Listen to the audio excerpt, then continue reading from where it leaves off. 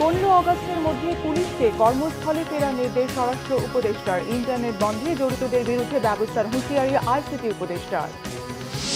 দেশের 25তম প্রধান বিচারপতি সৈয়দ রেফাত আহমেদ ও 2 উপদেষ্টা সুপ্রদীপ চাকমা এবং ডক্টর বিধান রায়ের শপথ। বঙ্গভবনের প্রধান উপদেষ্টা সহ বিশিষ্টজনেরা।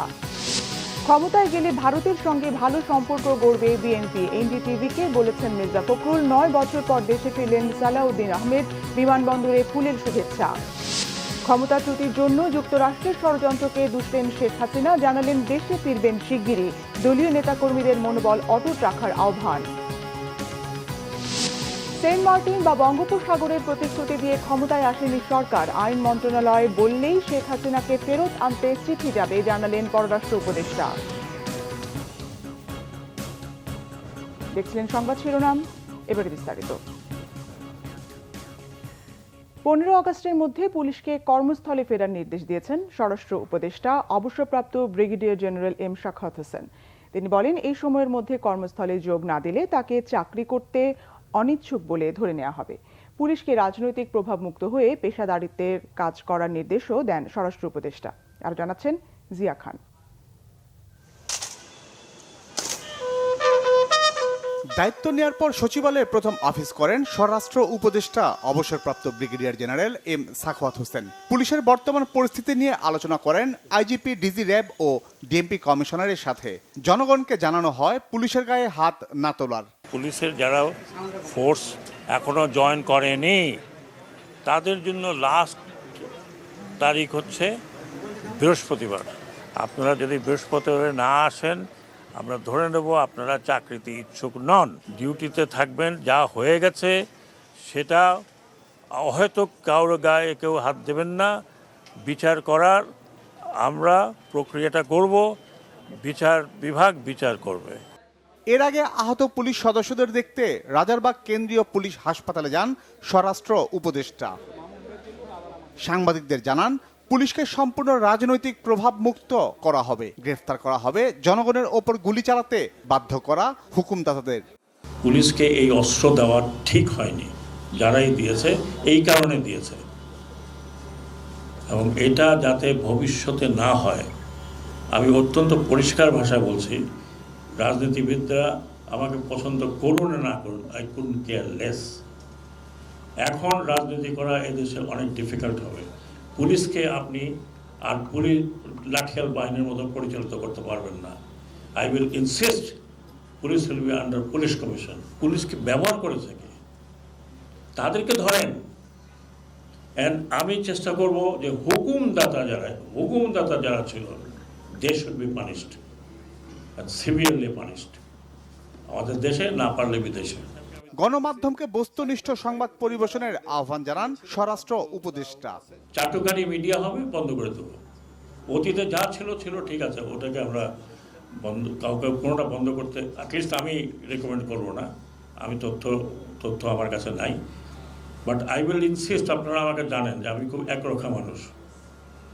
চাটুকারি করবেন, ক্লোজ দ্যাট মিডিয়া। সেটা আপনারা আন্তর্জাতিক হাউকাউ করেন, চিল্লাচিল্লি করেন, যা করেন, আই উইল ডু দ্যাট। আমি আপনাদেরকে প্রমিস করতেছি। আইজিপি মইনুল ইসলাম জানান, গেল কদিনে 42 জন পুলিশ সদস্য নিহত হয়েছেন। আহতের সংখ্যা 5 শতাধিক। টোটাল 42 জন পুলিশ সদস্য নিহত হয়েছে। জিয়া খান, বাংলা ভিশন, ঢাকা। এদিকে স্থানীয় সরকার, পল্লী উন্নয়ন ও সমবায় উপদেষ্টা হাসান আরিফ জানিয়েছেন, মানুষের হয়রানি কমানোর চেষ্টা করছে অন্তর্বর্তী সরকার। অর্থ ও পরিকল্পনা উপদেষ্টা সালেউদ্দিন আহমেদ বলেছেন, আর্থিক খাতে শৃঙ্খলা ফিরিয়ে আনা হবে।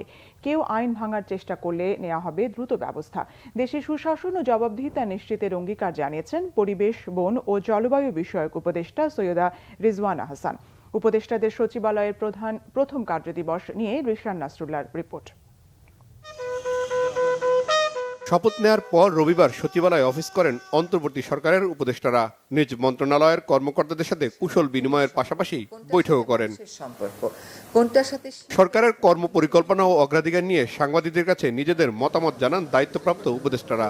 কর্মকর্তাদের বলছি, আপনার নিষ্ঠার সাথে মানুষের ইসের জন্য ইতিবাচক সব কাজ করবেন, কোনো কিছু ফেলে রাখবেন না, বাস্তবায়ন করবেন। আর স্বচ্ছতা জবাবদিহিতা রাখে। আমি বলি যে গভর্নর যদি নাও থাকে, ডেপুটি গভর্নর থাকে, বাংলাদেশ ব্যাংকের রুলস রেগুলেশন এগুলো আছে, পেমেন্ট সিস্টেমের জন্য গভর্নর দেখেন পরে করবে ওরা। আমরা চেষ্টা করব মানুষের আস্থা এই প্রশাসনের উপর দ্রুত কিভাবে স্থাপন করা যায় সেটার জন্য এমন কিছু ইস্যুতে কাজ করা যেখানে মানুষ দৃশ্যমান কিছু ফল দেখতে পাবে। সকল ক্ষেত্রের জন্য সুশাসন, জবাবদিহিতা ও স্বচ্ছতা নিশ্চিত করার জন্য প্রশাসনিক কিছু ব্যবস্থা আমরা গ্রহণ করব। ভুলগুলো হয়, যার কারণে মানুষের হয়রানি হয়, হয়রানি হওয়ার কারণে আলটিমেটলি সে তাকে হাইস্ট কোর্টে আসতে হয়, এইটা যতটা মিনিমাইজ করে। এই পুরো সরকারটাই চ্যালেঞ্জ, পুরো সরকারের সামনে যে দেশের যে চলমান অবস্থা সেটা একটা চ্যালেঞ্জ। উপদেষ্টা পরিষদের কনিষ্ঠ 2 সদস্য বৈষম্য বিরোধী ছাত্র আন্দোলনে নেতৃত্ব দেওয়া নাহিদ ইসলাম ও আসিফ মাহমুদও কথা বলেন গণমাধ্যমের সাথে। নাহিদ ইসলাম জানান, কথায় কথায় ইন্টারনেট বন্ধ করা হবে না। দেখুন, ইন্টারনেট ব্যবহারটা কিন্তু এটা একটা ডিজিটাল রাইটসে পরিণত হয়েছে, এটা একটা মানবাধিকারের বিষয়। তো ইন্টারনেট বন্ধ বলেন বা সেটাকে সীমিত পর্যায়ে নিয়ে আসা, এই মানবাধিকার বিষয়টিকে মাথায় রেখেই করতে হবে, যাতে কারো মানবাধিকার লঙ্ঘিত না হয় এবং তথ্যের অবাধ প্রবাহ থাকে, যাতে সাংবাদিক সহ শুরু করে সবাই সেই সত্যটি জানতে পারে। তবে আমি আজকে চেষ্টা করব প্রথম দিনই যে গত আন্দোলনে যে ডিজিটাল ক্র্যাকডাউন আমরা বলেছি ইন্টারনেট বন্ধ করে, তার তদন্তের জন্য আজকে আমি ব্যবস্থা নেব যে কেন এই ঘটনাটি ঘটেছিল এবং কারা সেটার সাথে জড়িত ছিল। দেশের সার্বিক আইন শৃঙ্খলা পরিস্থিতি নিরাপদ করা এবং খাদ্যপণ্য ভেজাল মুক্ত করে ভবিষ্যৎ প্রজন্মকে রক্ষার কথা জানিয়েছেন উপদেষ্টারা। রিশান নাসরুল্লাহ, বাংলাভিশন, ঢাকা। দেশের 25তম প্রধান বিচারপতি হিসেবে শপথ নিয়েছেন সৈয়দ রেফাত আহমেদ। এছাড়াও শপথ নেন অন্তর্বর্তীকালীন সরকারের 2 উপদেষ্টা। দুপুরে বঙ্গভবনে রাষ্ট্রপতি মোহাম্মদ শাহাবুদ্দিন তাদের শপথ পড়িয়েছেন। অন্তর্বর্তীকালীন সরকারের প্রধান উপদেষ্টা ডক্টর মোহাম্মদ ইউনুস উপস্থিত ছিলেন শপথ অনুষ্ঠানে। রিপোর্ট সৈয়দ আব্দুল মুহিতের। গণ অভ্যুত্থানে শহীদদের প্রতি শ্রদ্ধা জানিয়ে 1 মিনিট নীরবতার পালনের মাধ্যমে শুরু হয় বঙ্গভবনে প্রধান বিচারপতি ও অন্তর্বর্তীকালীন সরকারের 2 উপদেষ্টার শপথ অনুষ্ঠান। উপস্থিত ছিলেন অন্তর্বর্তীকালীন সরকারের প্রধান উপদেষ্টা ডক্টর মোহাম্মদ ইউনুস সহ উপদেষ্টারা। বাংলাদেশের প্রধান বিচারপতি নিযুক্ত হইয়া সশ্রদ্ধ চিত্তে শপথ করিতেছি যে শুরুতে নতুন প্রধান বিচারপতি সৈয়দ রেফাত আহমেদ শপথ নেন। রাষ্ট্রপতি মোহাম্মদ শাহাবুদ্দিন তাকে শপথ পাঠ করান। এর মধ্য দিয়ে তিনি দেশের 25তম প্রধান বিচারপতির দায়িত্ব নিলেন।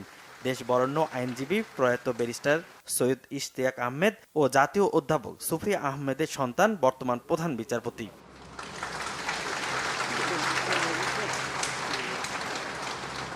আমি সুপ্রদীপ চাকমা সশ্রদ্ধ চিত্তে শপথ করিতেছি যে। শপথ নেন অন্তর্বর্তীকালীন সরকারের আরো 2 উপদেষ্টা সুপ্রদীপ চাকমা ও বিধান রঞ্জন রায়। তাদের শপথ পড়ান রাষ্ট্রপতি মোহাম্মদ শাহাবুদ্দিন, সাবেক রাষ্ট্রদূত সুপ্রদীপ চাকমা এবং জাতীয় মানসিক স্বাস্থ্য ইনস্টিটিউটের সাবেক পরিচালক অধ্যাপক ডক্টর বিধান রঞ্জন রায়। এর আগে গত 8 আগস্ট অন্তর্বর্তীকালীন সরকারের প্রধান উপদেষ্টা ডক্টর মোহাম্মদ ইউনুস এবং 13 উপদেষ্টা শপথ নেন। এদিকে আরেক উপদেষ্টা ফারুকী আজম যুক্তরাষ্ট্রে থাকায় এখনো শপথ নেননি। সৈয়দ আব্দুল মুহিত, বাংলাভিশন, ঢাকা।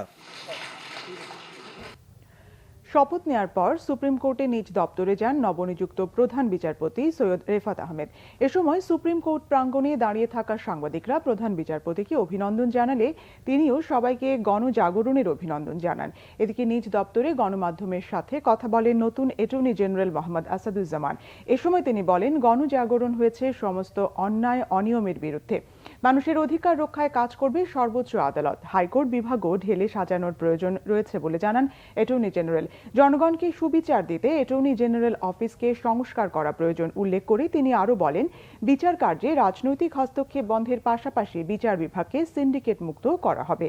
বর্তমান আইন উপদেষ্টা বিচার বিভাগকে ঢেলে সাজাবেন বলেও প্রত্যাশা তার।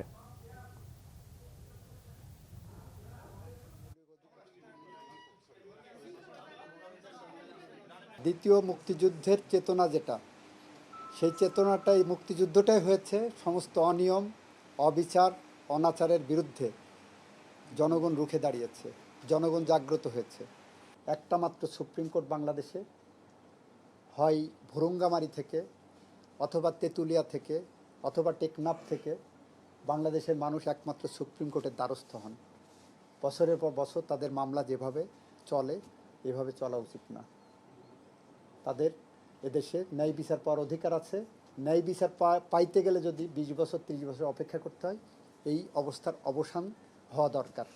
আমি আমার সময়ের মধ্যে আমার যদি কোনো সুযোগ থাকে এই লাইনে আমি কাজ করব। আপনারা সহযোগিতা করার থাকলে আপনারা একটা সুপারিশ দিতে পারেন। প্রধান বিচারপতি নিয়োগে স্বস্তি প্রকাশ করেছেন বৈষম্য বিরোধী ছাত্র আন্দোলনের সমন্বয়ক সার্জিজ আলম ও হাসনাত আব্দুল্লাহ। বঙ্গভবনের প্রধান বিচারপতি ও 2 উপদেষ্টার শপথ শেষে সাংবাদিকদের এসব কথা বলেন তারা। এখন শুরু হয়েছে রাষ্ট্র সংস্কার পূর্ণাঙ্গ না হওয়া পর্যন্ত আমরা এই অন্তর্বর্তীকালীন সরকারের সবসময় তাদের কাছেও আমরা একটা প্রেসার গ্রুপ হিসাবে আমরা কাজ করে যাব। পুরো বাংলাদেশে এই বিচার ব্যবস্থাটি আর কোনো রাজনৈতিক আদর্শের ভিত্তিতে নয়, আর কোনো দলাদলির ভিত্তিতে নয়, কিংবা আর কোনো মতাদর্শের ভিত্তিতে নয়, বরং যেটি সত্য, যেটি ন্যায়সঙ্গত এবং যেটি আইনগতভাবে ঠিক, সেটির ভিত্তিতে বাংলাদেশের বিচার ব্যবস্থা চলবে এবং পুরো বাংলাদেশের বিচার ব্যবস্থার উপরে বাংলাদেশের মানুষের আস্থা ফিরে আসবে। শারীরিকভাবে সুস্থ থাকলে আগামী জাতীয় নির্বাচনে অংশ নেবেন বিএনপি চেয়ারপারসন খালেদা জিয়া। নির্বাচনের মাধ্যমে ক্ষমতায় যেতে পারলে ভারতের সঙ্গে ভালো সম্পর্ক গড়ে তুলবেন। ভারতীয় সংবাদ মাধ্যম এনডিটিভিকে এক সাক্ষাৎকারে এমনটি বলেছেন বিএনপি মহাসচিব মির্জা ফখরুল ইসলাম আলমগীর।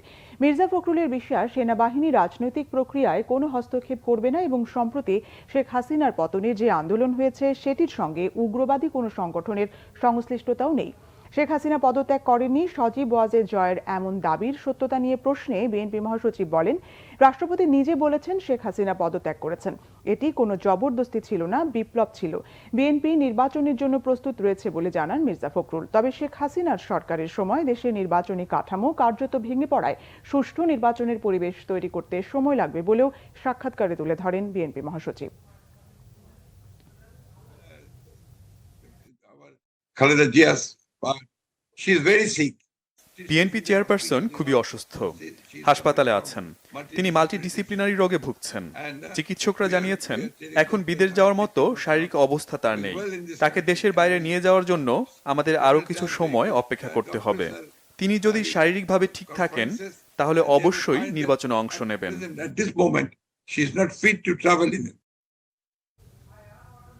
দীর্ঘ 9 বছর পর ভারত থেকে দেশে ফিরলেন বিএনপির স্থায়ী কমিটির সদস্য সালাউদ্দিন আহমেদ। ট্রাভেল পাস নিয়ে নয়াদিল্লি থেকে বেলা 2টায় হযরত শাহজালাল আন্তর্জাতিক বিমানবন্দরে এসে পৌঁছান তিনি।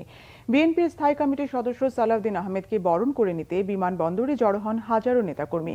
তিনি বিমানবন্দর থেকে বের হলে ফুলের শুভেচ্ছা জানান বিএনপির নেতাকর্মীরা। এরপর রাজধানীর চন্দ্রিমা উদ্যানে দলের প্রতিষ্ঠাতা শহীদ রাষ্ট্রপতি জিয়াউর রহমানের মাজারে শ্রদ্ধা নিবেদন করেন সালাউদ্দিন আহমেদ। এ সময় শহীদ জিয়ার আত্মার মাগফিরাত কামনায় দোয়া ও মোনাজাত করা হয়। পরে সাংবাদিকদের সালাউদ্দিন আহমেদ বলেন, দেশে কর্তৃত্ববাদের কোনো জায়গা হবে না। ছাত্র জনতার নজিরবিহীন রক্তস্নাত বিপ্লবের মাধ্যমে পাওয়া বিজয়কে অর্থবহ করতে হবে। দেশকে প্রকৃত গণতান্ত্রিক রাষ্ট্র হিসেবে উপহার দিতে হবে। অভ্যন্তরীণ ষড়যন্ত্র থেকে সবাইকে সজাগ থাকতে হবে। দেশে শৃঙ্খলা ফিরিয়ে আনতে হবে। দল মত নির্বিশেষে গণতন্ত্রের সুফল দেশের মানুষকে ভোগ করতে হবে। 2015 সালের 10 মার্চ রাজধানীর উত্তরা থেকে সালাউদ্দিন আহমেদ নিখোঁজ হন। 62 দিন পর 11 মে ভারতের মেঘালয়ের শিলংয়ে তাকে উদ্ধার করে স্থানীয় পুলিশ। মুক্ত স্বাধীন বাংলাদেশে আমি প্রায় 9 বছরেরও বেশি সময় নির্বাসন থেকে আপনাদের মাঝে আসতে পেরে মহান আল্লাহর দরবারে শুকরিয়া আদায় করছি। ছাত্র জনতাকে অভিনন্দন জানাই, যারা বুকের তাজা রক্ত দিয়ে বাংলাদেশের দ্বিতীয়বার স্বাধীনতা এনেছে, প্রকৃত স্বাধীনতা এনেছে এবং একটি বিজয় দিবস, নতুন বিজয় দিবস আমাদের উপহার দিয়েছে। এই স্বাধীনতাকে, এই বিজয় দিবসকে আমাদের অর্থবহ করতে হবে। এই দেশে সুষ্ঠু গণতান্ত্রিক কাঠামোগুলোকে আমরা সুন্দরভাবে সংস্কার করে একটি প্রকৃত গণতান্ত্রিক রাষ্ট্র হিসাবে এই দেশের জনগণকে উপহার দিতে হবে। যুক্তরাষ্ট্রের ষড়যন্ত্রে ক্ষমতাচ্যুত হয়েছেন বলে মনে করছেন ভারতে পালিয়ে যাওয়া বাংলাদেশের সদ্য সাবেক প্রধানমন্ত্রী শেখ হাসিনা। তার এই বক্তব্য প্রকাশ করেছে ভারতের সংবাদ মাধ্যম দ্য প্রিন্ট। নিজের মতামতের পাশাপাশি দলীয় নেতাকর্মীদের হতাশ না হয়ে মনোবল অটুট রাখার নির্দেশনা দিয়েছেন তিনি। জানিয়েছেন দেশে ফিরবেন শিগগিরই। বিস্তারিত মেহরাব হোসেন খানের ডেস্ক রিপোর্টে। দেশ ছেড়ে ভারতে আশ্রয় নেওয়ার পর থেকেই নীরবই ছিলেন সাবেক প্রধানমন্ত্রী শেখ হাসিনা। তার দলের নেতাকর্মীদের কেউ পালিয়ে গেছেন, কেউ আত্মগোপনে। দিশাহীন আওয়ামী লীগ নেতাকর্মীদের মনোবল ঠিক রাখতে নিয়মিত সাক্ষাৎকার আর বক্তব্য দিয়েছেন শেখ হাসিনা পুত্র সজীব ওয়াজেদ জয়। তার এক সময় দেয়া বক্তব্যে কর্মীদের সাহসের বদলে বাড়িয়েছে মনোপীড়া, ডালপালা মেলেছে নানা গুজব গুঞ্জনের। আমাদের নেতাকর্মীর উপর যেভাবে হামলা হচ্ছে, এই পরিস্থিতিতে আমরা হাল ছেড়ে দিতে পারি না। এমন ঘোলাটে এক পরিস্থিতিতে প্রায় এক সপ্তাহ নীরব থাকার পর মুখ খুলেছেন শেখ হাসিনা। ভারতের সংবাদ মাধ্যম দ্য প্রিন্টে তিনি ব্যাখ্যা করেছেন পদত্যাগের প্রেক্ষাপট। বলেছেন, যুক্তরাষ্ট্রের হাতে সেন্ট মার্টিন ও বঙ্গোপসাগর ছেড়ে দিলে ক্ষমতায় থাকতে পারতেন। এই ধরনের বিদেশি শক্তি যেন প্রভাব বিস্তার না করতে পারে, সেজন্য সদ্য গঠিত বাংলাদেশের অন্তর্বর্তী সরকারকে সতর্ক করেছেন তিনি। 7 জানুয়ারির জাতীয় নির্বাচনের আগে শেখ হাসিনা এক শ্বেতাঙ্গের কাছ থেকে একটি প্রস্তাব পাওয়ার দাবি করেন। 2023 সালের 21 জুন বলেছিলেন, প্রস্তাব মতো বিমান ঘাঁটি করার অনুমতি দিলে ক্ষমতায় থাকতে অসুবিধা নেই। নির্বাচন যখন সময় মতো হবে তখন হবে। পদত্যাগের কারণ ব্যাখ্যা করতে গিয়ে শেখ হাসিনা বলেছেন, ছাত্রদের প্রতিবাদ কর্মসূচিতে হামলায় লাশের মিছিল আর সহ্য করতে পারছিলেন না। তার দাবি, এই সিদ্ধান্ত না নিলে আরও লাশ পড়ত, সম্পদ ধ্বংস হতো। দলীয় নেতাকর্মীদের উদ্দেশ্যে দেয়া বার্তায় শিগগিরই দেশে ফেরার কথা জানিয়েছেন শেখ হাসিনা। দাবি করেন, নিজে হেরে বাংলাদেশের জনগণকে জিতিয়ে গেছেন। জনগণের সমর্থনে ক্ষমতায় থাকলেও তারা যখন চায়নি, তখন নিজে থেকে সরে যাবার দাবিও করেন তিনি। দেশে থাকা নেতাকর্মীদের মনোবল না হারানোর অভয় দিয়ে বলেছেন, আওয়ামী লীগ বারবারই উঠে দাঁড়িয়েছে।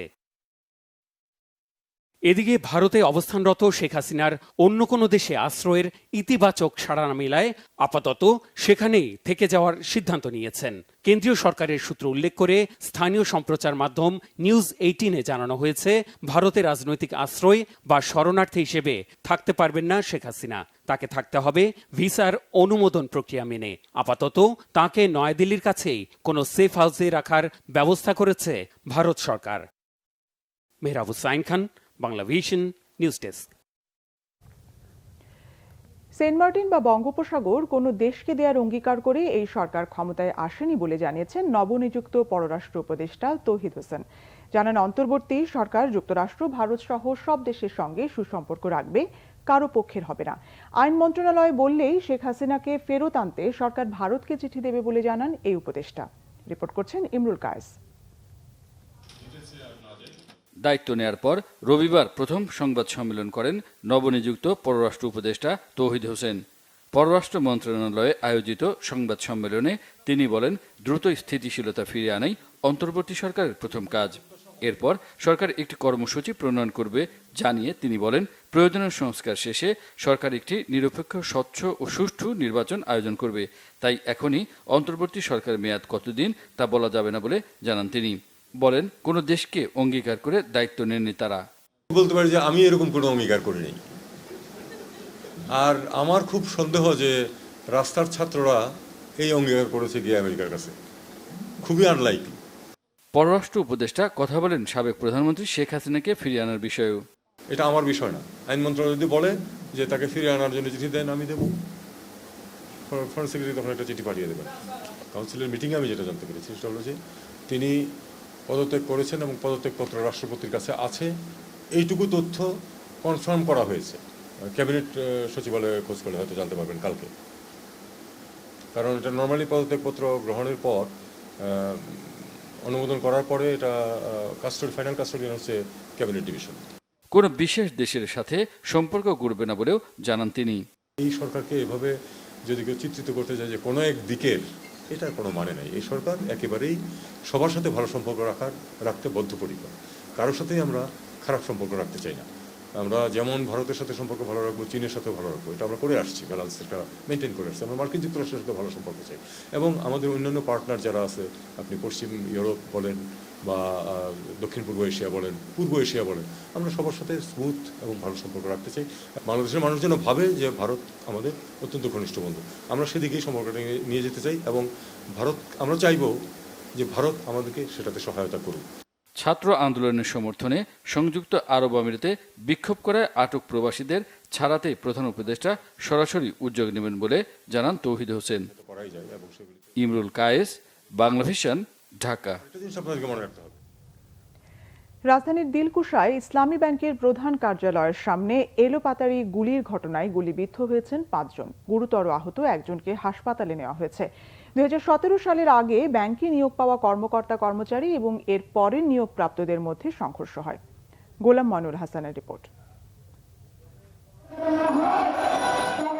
বেসরকারি ব্যাংকের মধ্যে দেশের সবচেয়ে বড় ইসলামী ব্যাংকের 2017 সালে নিয়ন্ত্রণ নেই চট্টগ্রাম ভিত্তিক ব্যবসায়ী প্রতিষ্ঠান ইসলাম গ্রুপ। এরপর ব্যাংক থেকে বিপুল পরিমাণে অর্থ বের করে নেওয়া সহ নানা আলোচনা থাকলেও অস্থিরতা দৃশ্যমান ছিল না। তবে 5 আগস্ট শেখ হাসিনা সরকারের পতনের মধ্য দিয়ে রাজনৈতিক পট পরিবর্তনের পর থেকে ইসলামী ব্যাংকের অস্থিরতা সামনে আসে। রবিবার ব্যাংকের প্রধান কার্যালয়ের সামনে গুলির ঘটনাও ঘটে। পেপসির বোতল, পাঙ্গা বোতল মুহুর্মুহু আমাদের উপরে আসতেছে। আল্লাহর রহমত আমার উপরে পড়ে নাই, কিন্তু এখানে যে পিছন থেকে তারা গুলি করে আমাদের হেড অফিস 40 দিলকুশার সামনে দেখছেন রক্তাক্ত, রক্তের চাপ। এখানে আমাদের 5 থেকে 6 জন ভাই উইন্ডেড হয়ে গেছে। পরিস্থিতিটা এতটাই ঘোলাটে হয়ে যে আমরা মনে করেছিলাম হয়তো আবার আমাদেরকে আক্রমণ করা হবে, এবং সেজন্য আমরা আসলে আশেপাশে যারা ব্রাঞ্চের এবং হেড অফিসের যারা আছে সবাই একত্রিত হয়ে নিচে নামি, এবং সেই অনুযায়ী আমরা এখানে মোটামুটি একটু মাইকিং করে যে আমাদের উপরে হামলা হয়েছে ভাইয়েরা, আমরা সবাই একসাথে দাঁড়াই। চর দখলের মতন চট্টগ্রাম ভিত্তিক ইসলাম গ্রুপ দখল করে নিয়েছে। তারা নামে বেনামে কোটি কোটি টাকা লোপাট করে নিয়ে গেছে। সিসিটিভির ফুটেজ দেখে অপরাধী চিহ্নিত করার দাবি করেন ইসলামী ব্যাংকের কর্মকর্তা কর্মচারীরা। আমাদের এখানে অনেকগুলো সিসিটিভির ফুটেজ আছে। আমরা প্রশাসনের কাছে দাবি জানাবো আপনারা অনতিবিলম্বে সিসিটিভির ফুটেজগুলো কালেক্ট করে দুষ্কৃতিকারীদেরকে আপনারা দৃষ্টান্তমূলক শাস্তির ব্যবস্থা করেন। এই ব্যাংক যারা ডাকাতি করছে, এই ব্যাংক যারা খালি করছে, এই দালাল দেশ যারা লুট করছে, এদের বিরুদ্ধে আমাদের আন্দোলন। ইসলামী ব্যাংকের চলতি হিসাবে ঘাটতি তৈরি হয়েছে। এখন কেন্দ্রীয় ব্যাংক থেকে বিশেষ ব্যবস্থায় ধার নিয়ে দৈনন্দিন কার্যক্রম স্বাভাবিক রেখেছে ব্যাংকটি। গোলাম মনুল হাসান, বাংলাভিশন, ঢাকা। কথা বলছে বোবা ইমারত। ইতিহাস ভুলিয়ে দেয়া সদ্য বিদায়ী ক্ষমতাসীনদের হিংস্রতা ও দানবীয়তা আঁকা হচ্ছে। প্রতিবাদ করলেই সন্ত্রাসী সাজানো ও খুন হওয়া ভাইয়ের বুকের তাজা রক্তের কথা স্মৃতিতে গেঁথে দিচ্ছে রাষ্ট্র সংস্কারের দায়িত্ব নেয়া তরুণদের। আবার নতুন কবে করে জন্মাবে বলে বিপ্লব আর সংস্কার পাশাপাশি হাঁটছে শহুরে দেয়ালে। গ্রাফিতির ভাষায় জাগ্রত রাখবে দ্রোহের পদযাত্রা। বিস্তারিত ফরুক বাবুর রিপোর্টে। পালিয়ে যাওয়া সুবোধ আজ ঘুরে দাঁড়িয়েছে। সূর্য হাতে সে তুলে নিয়েছে লাল সবুজের পতাকা। শহরের দেয়াল জুড়ে সুবোধের প্রতিবাদের সেই ভাষায় আজ মুষ্টিবদ্ধ হাত। ঘুরিয়ে পেঁচিয়ে কথা বলার দিন শেষ। বাক স্বাধীনতা খাঁচা ভেঙে ছুটছে বারুদ হয়ে। শব্দে শব্দে ভাষণ দিচ্ছে, ছবিতে ছবিতে জাগাচ্ছে স্মৃতিকে। যুগ যুগ ধরে বহু মানুষ চেয়েছে বিভেদ তৈরি করতে। জীবনযাত্রা, সংস্কৃতি, ঐতিহ্য যার মধ্যে প্রভাব মিলেমিশে যেতে বাধ্য। সাম্রাজ্যের হস্তান্তর হয়েছে আর স্থাপত্যে পড়েছে তার প্রলেপ। বিপ্লব পরবর্তী সময়ে শিল্প, সাহিত্য, সংস্কৃতিতে বিপ্লবটাকে জিইয়ে রাখা, বিপ্লবটাকে ধারণ করা খুব গুরুত্বপূর্ণ। কারণ আজকে একটা বিপ্লব হয়েছে, এটা আমাদের পরবর্তী জেনারেশনের কাছে আমরা পৌঁছে দিতে হবে। এটা কীভাবে পৌঁছাবো? শিল্প, সাহিত্য, সংস্কৃতি যখন বিপ্লবের ছাপটা থাকবে। আমরা দেখেছি যে কিছুদিন ধরে একটা গোষ্ঠী তারা হচ্ছে বিপ্লবের পরবর্তী সময়ে যেখানে যে ওয়ার্ডসগুলো বা যে টার্মিনোলজিগুলো ইউজ করার মাধ্যমে বিপ্লবটা মানুষজনকে পুশ করতেছিল, সেই জায়গা থেকে আমরা দেখি যে বিভিন্ন কুসুম কুসুম কথাবার্তা লিখে এই বিপ্লবের চেতনাটাকে মুছে দেওয়া হচ্ছিল। আমরা ঠিক সেই জায়গা থেকে আমরা আবার বিপ্লবের চেতনা ধারণ করে এমন কিছু কথা আমরা গ্রাফিতি আকারে লিখতে চাই। স্মৃতির রেড সিগন্যালে জ্বলে ওঠে লাল বাতি। যে ফেরেনি আমি নিয়েছি তার খোঁজ।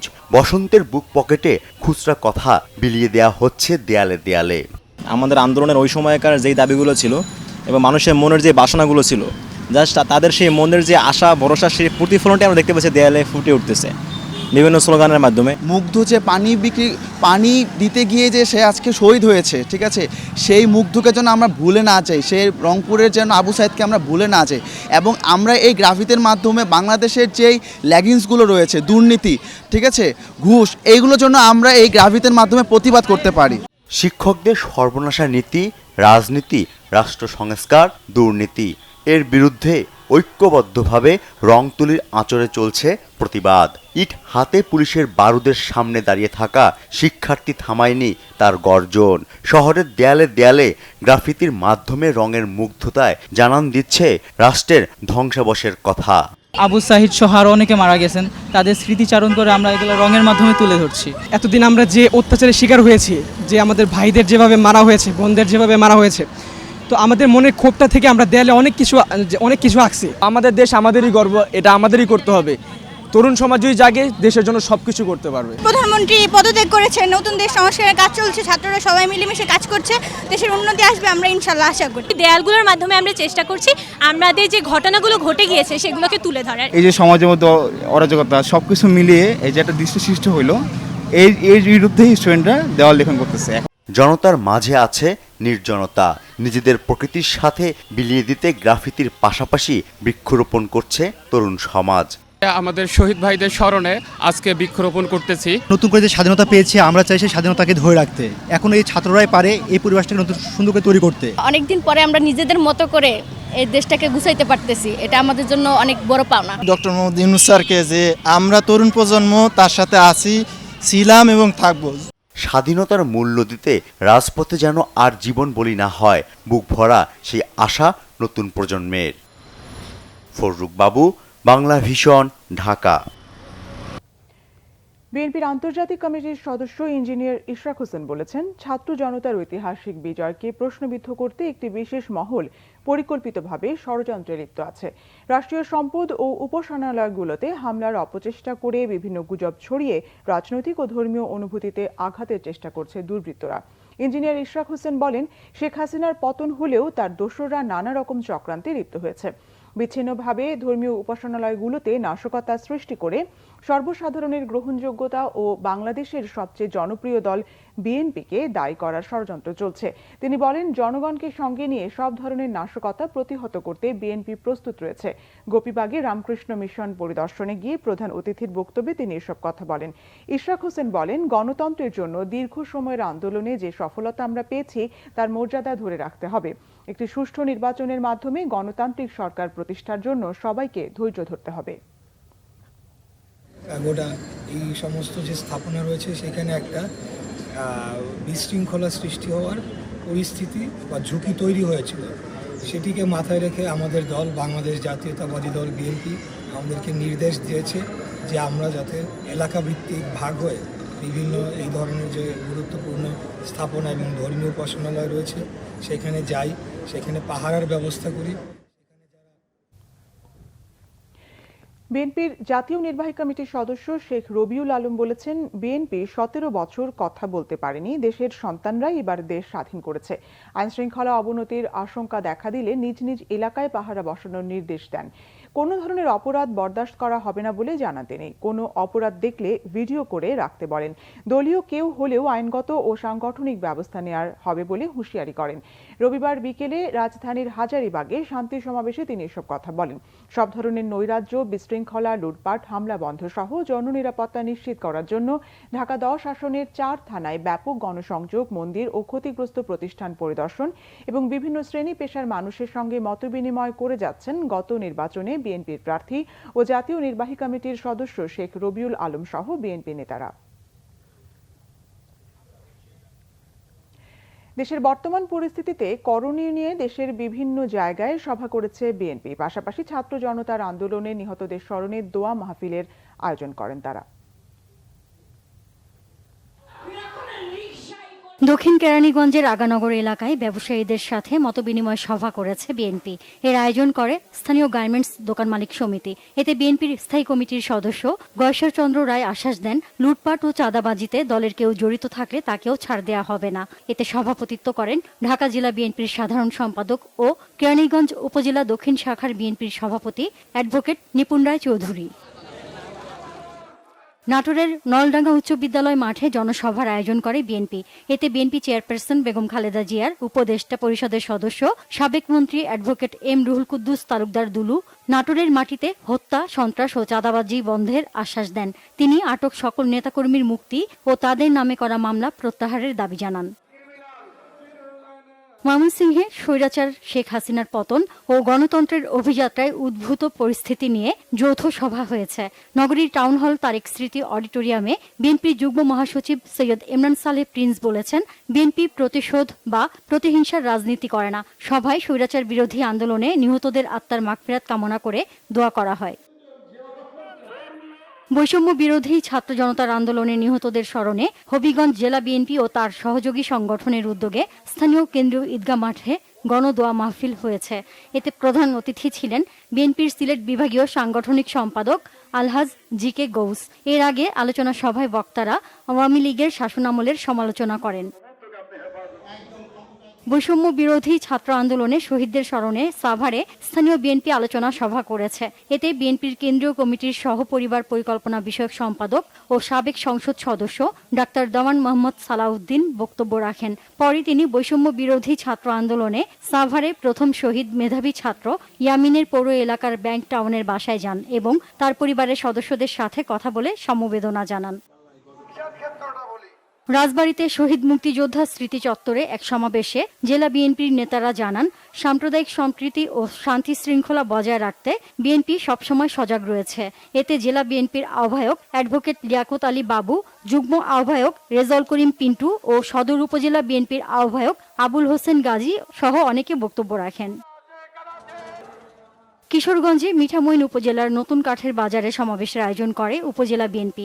এতে দলের চেয়ারপারসনের উপদেষ্টা ও সিনিয়র আইনজীবী বীর মুক্তিযোদ্ধা ফজলুর রহমান বলেছেন, বাংলা কোনোদিন দিল্লিকে কেয়ার করে না, মানে না। মিঠামইন উপজেলা বিএনপির সভাপতি জাহিদুল আলম জাহাঙ্গীরের সভাপতিত্বে সমাবেশে সুপ্রিম কোর্টের আইনজীবী উম্মে কুলসুম রেখা সহ অন্যরা বক্তব্য রাখেন। Nazneen Akter, Bangla vision, news desk.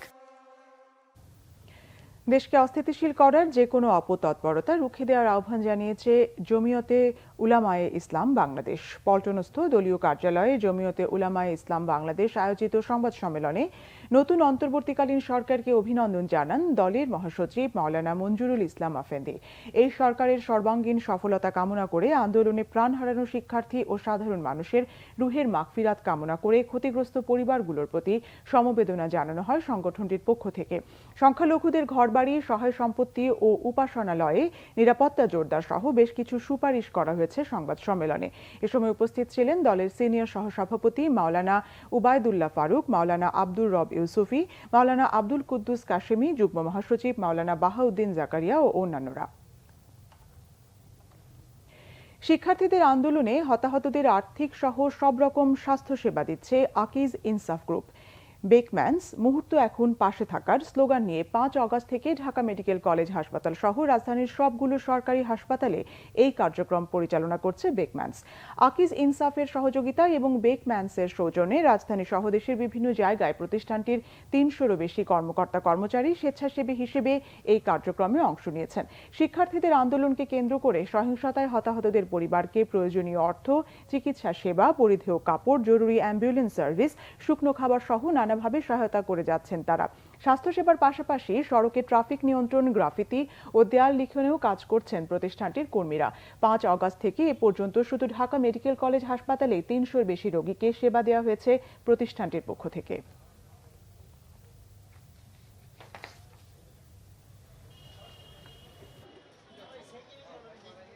যুব ও ক্রীড়া উপদেষ্টা আসিফ মাহমুদ সজীব ভুঁইয়া জানিয়েছেন, পরিবর্তন করা হচ্ছে শেখ হাসিনা জাতীয় যুব ইনস্টিটিউটের নাম। দায়িত্ব গ্রহণের পর রবিবার সচিবালয়ে প্রথম অফিস করেন যুব ও ক্রীড়া উপদেষ্টা। তিনি জানান, ইনস্টিটিউটের নতুন নাম হবে বাংলাদেশ জাতীয় যুব উন্নয়ন ইনস্টিটিউট। আইসিসির গাইডলাইন মেনে বিসিবির কার্যক্রম পরিচালনার কথা জানান আসিফ মাহমুদ। মনির হোসেন খানের রিপোর্ট। ডক্টর মোহাম্মদ ইউনূসের নেতৃত্বে 17 সদস্যের অন্তর্বর্তীকালীন সরকারে যুব ও ক্রীড়া মন্ত্রণালয়ের দায়িত্ব পেয়েছেন বৈষম্য বিরোধী ছাত্র আন্দোলনের অন্যতম সমন্বয়ক আসিফ মাহমুদ। রোববার প্রথমবার সচিবালয়ে অফিস করেন আসিফ। এ সময় তাকে বরণ করেন যুব ও ক্রীড়া মন্ত্রণালয়ের সচিব ডক্টর মহিউদ্দিন আহমেদ ও অন্যান্য কর্মকর্তারা। ক্রীড়া উপদেষ্টা গণমাধ্যমের মুখোমুখি হয়ে জানান, প্রথম দিনে 3টি বিষয়ে সিদ্ধান্ত নেওয়া হয়েছে, যার একটি জাতীয় যুব ইনস্টিটিউটের নাম পরিবর্তন। যুব ক্রীড়া মন্ত্রণালয়ের অধীনে শেখ হাসিনা জাতীয় যুব উন্নয়ন ইনস্টিটিউট আছে। আমরা এটার নাম পরিবর্তন করতে চাই, যেহেতু বাংলাদেশে একটা ম্যাসাকারের সাথে শেখ হাসিনার নাম জড়িত আছে এবং হাজার সহস্র ছাত্র জনতা মারা গিয়েছে। আমরা মনে করি তিনি এর সাথে সরাসরি যুক্ত এবং সেই জায়গা থেকে এটা শুধু আমাদের মন্ত্রণালয়ে না, প্রত্যেকটি স্থানে এটা করা হবে। তো শেখ হাসিনা জাতীয় যুব উন্নয়ন ইনস্টিটিউটের নামটা আমরা পরিবর্তন করে বাংলাদেশ জাতীয় যুব উন্নয়ন ইনস্টিটিউট করছি এবং এই বিষয়ে প্রসেস চলমান থাকবে। দেশে চলমান পরিস্থিতিতে বাংলাদেশ নারী টি-20 বিশ্বকাপ আয়োজন হুমকির মুখে পড়েছে। এ নিয়ে বিসিবির সঙ্গে আলোচনা করেছেন নতুন যুব ও ক্রীড়া উপদেষ্টা।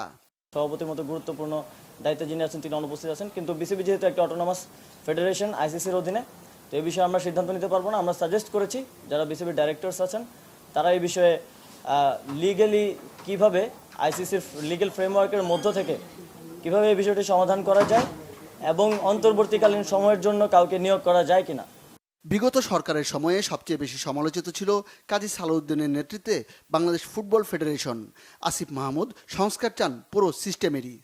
আমরা পুরো দেশকে ঢেলে সাজাতে চাই এবং সেটা আমরা আসলে ব্যক্তির জায়গা থেকে নয় যে একজন ব্যক্তিকে আমি পরিবর্তন করে দিলাম আর হয়ে গেল। আমরা সিস্টেমটাকে ঢেলে সাজাতে চাই। যুব ও ক্রীড়া উপদেষ্টা আরও জানান, যে কাজগুলো চলমান আছে সেগুলো যাতে দ্রুত শেষ করা যায় সেই বিষয়ে পদক্ষেপ নেওয়া হবে। মনির হোসেন খান, বাংলাভিশন, ঢাকা। এ ছিল এখনকার মতো। পরের সংবাদ রাত 1টায় দেখার আমন্ত্রণ রইল। এছাড়া বাংলাভিশন সংবাদ ও সংবাদ সংশ্লিষ্ট অনুষ্ঠান দেখতে ভিজিট করুন www.bbnews24.com ও facebook.com/banglavishan news এবং সাবস্ক্রাইব করুন youtube.com/banglavishan news। ধন্যবাদ।